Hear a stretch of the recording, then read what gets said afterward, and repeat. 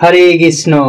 আগামী মহাশিবরাত্রি আর বেশি দিন নেই, তাই আজ আমরা মহাশিবরাত্রির ব্রত কবে পালন করতে হবে, মহাশিবরাত্রির ব্রত পালন করলে কি ফল লাভ হবে, মহাশিবরাত্রি বিশেষ পূজা কখন এবং চারপহর পূজার শুভ সময় কখন, এই ব্রতে কি কি সামগ্রী লাগবে, এই দিন আপনারা কি কি খাবেন, পাশাপাশি শাস্ত্রের বর্ণনা করা হয়েছে ভোলানাথের সম্পূর্ণ ব্রত মাহাত্ম্য।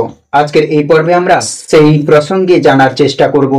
সকলকে স্বাগত জানাচ্ছি আমাদের অমৃত কথা 24 আওয়ার্স চ্যানেলে। আমরা সবসময় চেষ্টা করি সনাতন ধর্মের ধর্মীয় তথ্যগুলোকে এবং 12 মাসে 13 পার্বণের গুরুত্বপূর্ণ তথ্য ও নানা দেবদেবীর ব্রত কথার গুরুত্বপূর্ণ তথ্যগুলোকে আপনাদের সাথে উপস্থাপনা করতে, শেয়ার করতে। তাই আসুন আগামী কিছুক্ষণ সময় ধৈর্য ধরে ভক্তি শ্রদ্ধা সহিত আজকের এই গুরুত্বপূর্ণ তথ্যগুলি জেনে নিই। আশা করছি সমৃদ্ধ লাভ করবেন। ভালো লাগলে অবশ্যই একটি লাইক করে কমেন্টে জয় শ্রী ভোলেনাথের জয় লেখার অনুরোধ জানাচ্ছি।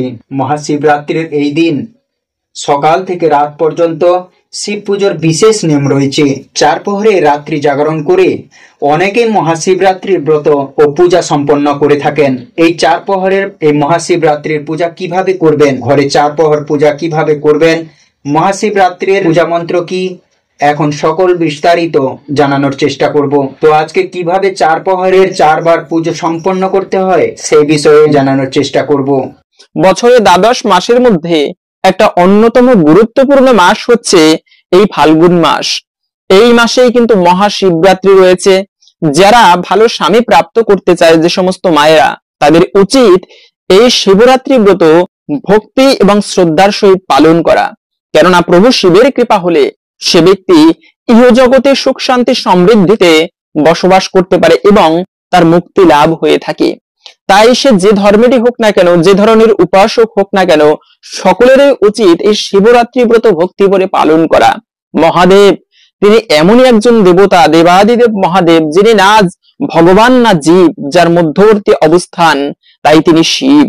আর তার পুজো করার ফলে মহাভারতে কিছু ঋষিদের কথা পাওয়া যায়, যারা শুধুমাত্র মহাদেবের উপাসনা করত, তার ধ্যান করত। মহাদেব সাধারণ কোনো দেবতা নয়, সমস্ত দেবতাদের ঊর্ধ্বে যিনি, তিনি হচ্ছেন দেবাদিদেব মহাদেব।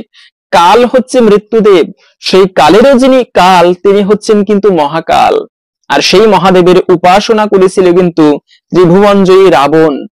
যে রাবণকে অসুর থেকে দেবতা সবাই কিন্তু ভয় করত, সেই রাবণ পর্যন্ত, তিনি পর্যন্ত সেই মহাদেবের সাধনা করত। মহাদেবের তপস্যা বলে, কৃপা বলে জগতে এত প্রসিদ্ধ হয়েছিল। রাবণকে আমরা সাধারণত অসুর বলে জানি, কিন্তু রাবণ একজন মহান ভক্ত। আর এই মহাদেব সাধারণ কোনো দেবতা নয়, যাকে বলা হয় আশুতোষ। অল্পতেই যিনি সন্তুষ্ট হন, তিনি হচ্ছেন আশুতোষ। মহাদেব, আমরা অনেকে অপযুক্তি দেই যে মহাদেব তো গাঁজা খায়, তাই আমরাও গাঁজা খাই, কি হয়েছে? আরে মনে রাখবে, মহাদেবের সাথে কখনো তুলনা করতে নেই, ভগবানের সাথে কারো তুলনা চলবে না। ভগবান যে কার্যগুলো করেছেন সেই কার্য তুমি করতে পারবে না। ভগবানের সাথে কোনো দেবদেবীর সাথে কারো তুলনা দেওয়া উচিত নয়। কোন শাস্ত্রে কেউ দেখাতে পারবে না যে অমুক জায়গায় বলা আছে মহাদেব গাঁজা খায়, তাকে গাঁজা নিবেদন করতে হয়, তার মানে এটা নয় তিনি গাঁজা খায়। স্বয়ং মহাদেব ভগবানের কাছে চেয়ে নিয়েছেন যে ভালো কোনো স্থানে আমি থাকবো না, যে ফুল ভগবানের সেবায় না লাগে সেই ফুল দিয়ে মহাদেবের সেবা করা হয়। ধুতুরা ফুল, আকন্দ ফুল, এগুলো মহাদেবের ভীষণ প্রিয়। তিনি বাঘের ছাল পরিধান করে, ভালো কোনো স্থানে থাকে না, সব সময় শ্মশান ঘাটে থাকে এবং পঞ্চমুখে রাম নাম জপ করে, রাম নামে লীন হয়ে থাকে মহাদেব।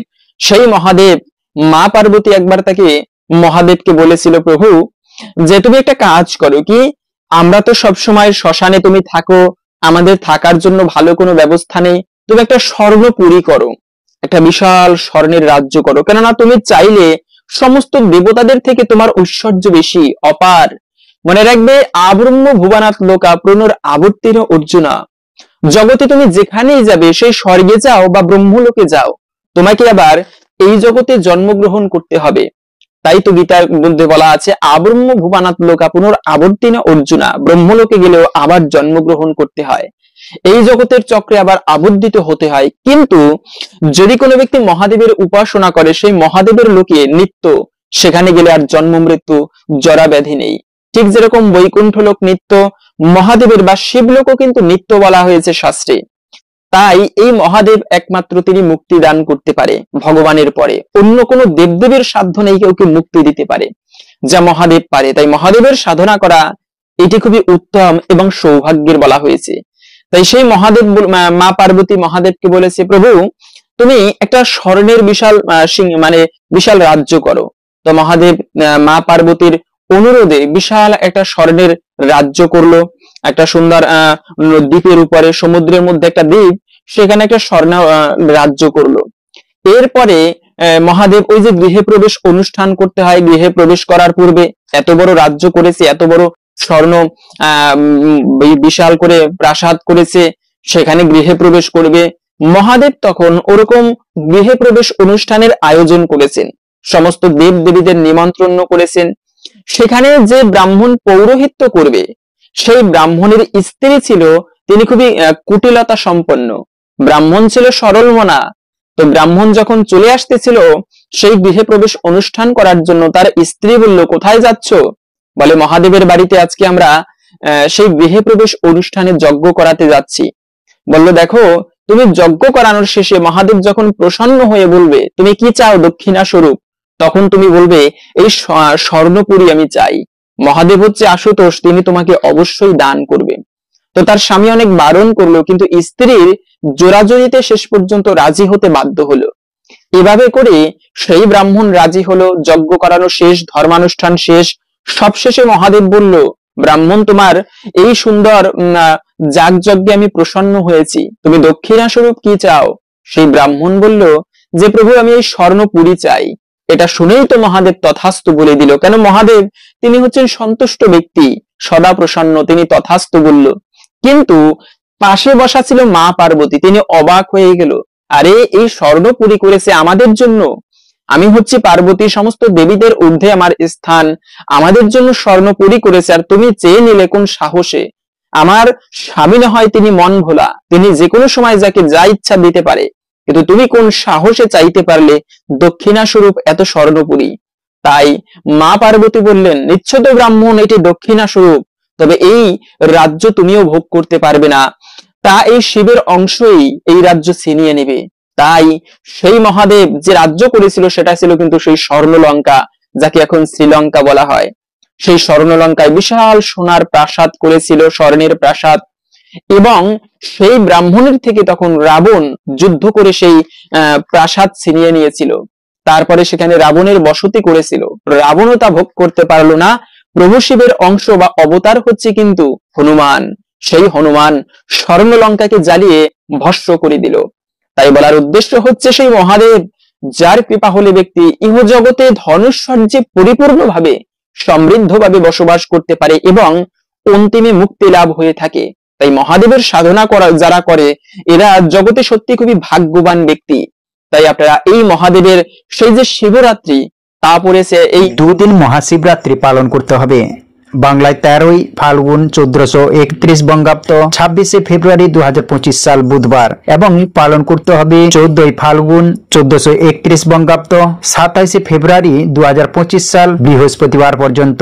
মহাশিবরাত্রির তিথি শুরু হচ্ছে বাংলায় 13ই ফাল্গুন। মহাশিবরাত্রির পালনের সময় হচ্ছে 14ই ফাল্গুন 1431 বঙ্গাব্দ, 27শে ফেব্রুয়ারি 2025 সাল বৃহস্পতিবার বেলা 8:31 থেকে বেলা 9:56 পর্যন্ত। প্রথম প্রহর শুরু হচ্ছে 13ই ফাল্গুন 1431 বঙ্গাব্দ, 26শে ফেব্রুয়ারি 2025 সাল বুধবার সন্ধ্যা 6:23 থেকে রাত্রি 9:30 পর্যন্ত, এবং দ্বিতীয় প্রহর পূজা শুরু হবে রাত্রি 9:30 থেকে রাত্রি 12:40 পর্যন্ত। মহাশিবরাত্রির তৃতীয় প্রহর পূজা সম্পন্ন করতে হবে 12:40 থেকে ভোর রাত্রি 3:40 পর্যন্ত, এবং চতুর্থ প্রহর পূজা সম্পন্ন করতে হবে 14ই ফাল্গুন 1431 বঙ্গাব্দ, 27শে ফেব্রুয়ারি 2025 সাল বৃহস্পতিবার ভোর রাত্রি 3:40 থেকে সকাল 6:56 মধ্যে।